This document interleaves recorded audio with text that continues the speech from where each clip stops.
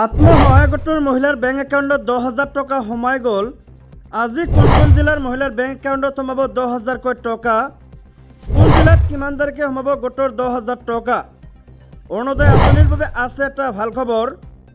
ৰাজ্যৰ কৃষকে পাব 2,550 টকা। মুখ্যমন্ত্ৰী হিমন্ত বিশ্ব শৰ্মাৰ 10টা বৃহৎ ঘোষণা। আন কেইবাটাও খবৰ একেলগে জানিব পাৰিব, ভিডিঅ'টো চাই থাকিব। ৰাজ্যৰ লগতে ভাৰতৰ বিভিন্ন প্ৰান্তৰ পৰা কেইবাটাও গুৰুত্বপূৰ্ণ খবৰ যুগুতোৱা হৈছে। এই ভিডিঅ'টোৰ মাধ্যমত জানিব পাৰিব, ভিডিঅ'টো চাই থাকিব। লগতে চেনেলটোত যদি নতুনকৈ আছে তেন্তে চেনেলটো ছাবস্ক্ৰাইব কৰাৰ লগতে ভিডিঅ'টোত এটা লাইক কৰি দিব। তেন্তে আহক বন্ধু বান্ধৱীসকল, আজিৰ ভিডিঅ'টো আৰম্ভ কৰোঁ। নমস্কাৰ। ৰাজ্যৰ প্ৰথমটো ডাঙৰ গুৰুত্বপূৰ্ণ খবৰ হৈছে শুভাৰম্ভ হ'ল মুখ্যমন্ত্ৰী মহিলা উদ্যমিতা আঁচনিৰ। কিন্তু ৰাজ্যৰ এইসকল মহিলাক প্ৰদান কৰা নহ'ব মুখ্যমন্ত্ৰী মহিলা উদ্যমিতা আঁচনিৰ 10,000কৈ টকা।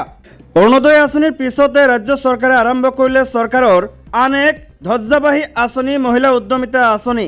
এই আঁচনিৰ জৰিয়তে ৰাজ্যৰ পৰা 27 লাখ মহিলাক স্বাৱলম্বী ৰূপে গঢ়ি তুলিবলৈ বৃহৎ বিত্তীয় সাহায্য দিয়াৰ পদক্ষেপ লৈছে অসম চৰকাৰে। 3 বছৰত ৰাজ্য চৰকাৰে প্ৰায় 27 লাখ মহিলাক 3টা কিস্তিত দিব 85,000 টকাৰ সাহায্য। প্ৰথম বছৰত এগৰাকী মহিলাক ব্যক্তিগতভাৱে দিয়া হ'ব 10,000কৈ টকা। দ্বিতীয় বৰ্ষত দিয়া হ'ব 25,000কৈ টকা।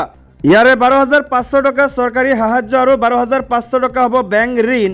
অন্তিম বছৰত 50,000 টকা দিয়া হ'ব বেংক ঋণ হিচাপে। আজি বিহালীত শুভাৰম্ভ হ'ল মুখ্যমন্ত্ৰী মহিলা উদ্যমিতা আঁচনিৰ। মুখ্যমন্ত্ৰীৰ মহিলা উদ্যমিতা আঁচনিৰ আনুষ্ঠানিক শুভাৰম্ভ কৰি মুখ্যমন্ত্ৰীয়ে কৰিলে কেইবাটাও গুৰুত্বপূৰ্ণ ঘোষণা। মুখ্যমন্ত্ৰীয়ে কয় যে কংগ্ৰেছৰ দিনত অংগনবাড়ীৰ চাকৰিৰ বাবে ঘোষ দিব লাগিছিল। কংগ্ৰেছে মানুহবোৰক ভুলকৈ পৰিচালনা কৰি আহিছে।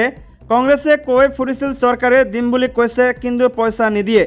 আজি কংগ্ৰেছী বৰ গাঁতৰ ভিতৰত সোমাই আছে। কংগ্ৰেছীক একেবাৰে গাঁতত সোমাই দিব লাগে। কংগ্ৰেছৰ দিনত চাকৰিৰ নামত 10 লাখ 20 লাখ টকা ঘোষ লৈছিল। লুংগি ধুতিৰ নামতো ঘোষ লৈছিল কংগ্ৰেছে। মুখ্যমন্ত্ৰীয়ে লগতে কয় যে এইবাৰ আমি কৃষকৰ পৰা 2,550 টকা ধান ক্ৰয় কৰিছোঁ। অহাবাৰ আমি 2,600 টকা ধান কিনাৰ চেষ্টা কৰিম। গতিকে কৃষকে এতিয়া আৰু খেতি মাটি এনে পেলাই নথব। এতিয়া চাহপাততকৈ ধানত বেছি লাভ পাব। মহিলা উদ্যমিতাৰ চেকক লৈ মুখ্যমন্ত্ৰীৰ মন্তব্য কৰি কয় যে চেক লৈ মোবাইল ফোন কিনিবলৈ দোকানলৈ নাযাব। মোবাইল কিনিলে সোণৰ কণীৰ পৰা হাত মৰি থাকিব। হাতৰ পৰা আমি সোণৰ কণী নাপাম। এই 10,000 টকাই 2টা কণী পাৰিব। এটা কণী 25,000 টকা আৰু এটা কণী হৈছে 50,000 টকাৰ। মুখ্যমন্ত্ৰীয়ে লগতে কয় যে 3টাতকৈ অধিক সন্তান থকা লোকক মহিলা উদ্যমিতাৰ চেক দিয়া নাই। জনজাতি আৰু বাগিচাত 4টালৈ ৰেহাই দিছোঁ। আজি আমি আপোনালোকক 10,000 টকা দিম। অহা এবছৰৰ বাবে টকাখিনি ভাল কামত ব্যৱহাৰ কৰক। এই বছৰ পিছত প্ৰতি ঘৰলৈ গৈ আমি পৰীক্ষা কৰিম। যিসকলে এই টকাৰ সদব্যৱহাৰ কৰে তেওঁলোকক পুনৰ 25,000 টকা দিম। আৰু 12,500 টকা চৰকাৰে দিব আৰু 12,500 টকা বেংক ঋণ।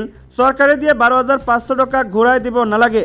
বেংকে দিয়া 12,500 টকা ঘূৰাই দিব লাগিব, কিন্তু এটকাও সুদ দিব নালাগে। 25,000 টকাৰ ভাল ব্যৱহাৰ কৰাসকলক আমি পুনৰবাৰ 50,000 টকা দিম। মুখ্যমন্ত্ৰীয়ে আৰু কয় যে অসমৰ মহিলা গোটসমূহক 17,000 কোটি টকা বেংক ঋণ দিয়া হৈছে। 99% মহিলাই বেংকৰ ঋণ পৰিশোধ কৰিছে। আজিৰ অসমৰ মহিলাৰ এয়াই শক্তি।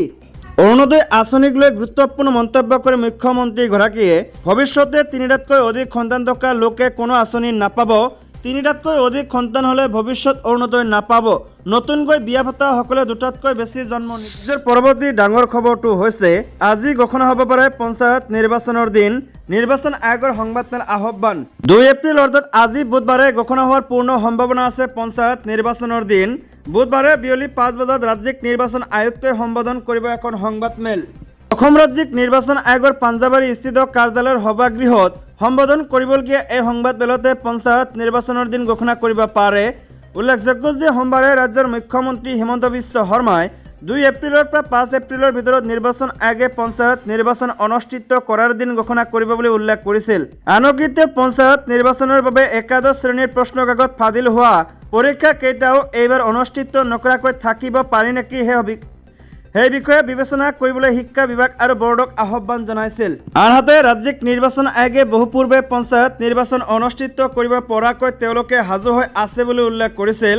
প্ৰতিটো বিভাগলৈ ইতিমধ্যে নিৰ্বাচন আয়োগে নিৰ্বাচনৰ সময়ছোৱাত কি কৰিব পাৰিব, কি কৰিব নোৱাৰিব আদি সকলো নীতি নিৰ্দেশনা জাৰি কৰি থৈছে। শীঘ্ৰেই নিৰ্বাচনৰ দিন ঘোষণা নকৰিলে অসম প্ৰদেশ কংগ্ৰেছৰ সভাপতি ভূপেন বৰাই ন্যায়ালয়ৰ কাষ চপাৰ হুংকাৰ দিছিল। তাৰ মাজতে 1 এপ্ৰিল 2022 সোমবাৰে নিৰ্বাচন আয়োগে তথ্য আৰু জনসংযোগ বিভাগৰ সঞ্চালকলৈ সংবাদমেল সম্পৰ্কে প্ৰেৰণ কৰা নম্বৰ SEC 47/2025/140 পত্ৰই পঞ্চায়ত নিৰ্বাচনৰ দিন ঘোষণা কৰাৰ সম্ভাৱনাক প্ৰবল কৰি তুলিছে। এই ডাঙৰ খবৰটো হৈছে বিধানসভাৰ উপাধ্যক্ষক অসাংবিধানিক আচৰণ, শ্বেৰমান আৰু নুৰুললৈ কাৰণ দৰ্শোৱাৰ জাননী। সদ্য সমাপ্ত বাজেট অধিৱেশনত বিধানসভাৰ মজিয়াত বিধানসভাৰ উপাধ্যক্ষক অসাংবিধানিক আচৰণ কৰাৰ অভিযোগ উত্থাপন হৈছিল বিধায়ক শ্বেৰমান আলী আহমেদ আৰু নুৰুল হুদাৰ বিৰুদ্ধে। লগতে তেওঁলোকে অসাংবিধানিক শব্দ ব্যৱহাৰ কৰাৰো গুৰুতৰ অভিযোগ উত্থাপন হৈছিল, যাৰ বিৰুদ্ধে আজি বিধায়ক শ্বেৰমান আলী আহমেদ আৰু নুৰুল হুদাক বিশেষ অধিকাৰ সমিতিয়ে কাৰণ দৰ্শোৱাৰ জাননী জাৰি কৰে। উল্লেখযোগ্য যে মঙলবাৰে বিধানসভাৰ বিশেষ অধিকাৰ সমিতিৰ এক বৈঠক অনুষ্ঠিত হয়। এই বৈঠকৰ মূল উদ্দেশ্য আছিল বিধানসভাত উপাধ্যক্ষক অসাংবিধানিক আচৰণ আৰু অসাংবিধানিক শব্দ ব্যৱহাৰ কৰাৰ বিৰুদ্ধে বিধায়ক শ্বেৰমান আলী আহমেদ আৰু নুৰুল হুদাৰ বিৰুদ্ধে বিচাৰ কৰা। এই বৈঠকত সভাপতিত্ব কৰে বিধায়ক সিদ্ধাৰ্থ ভট্টাচাৰ্যই।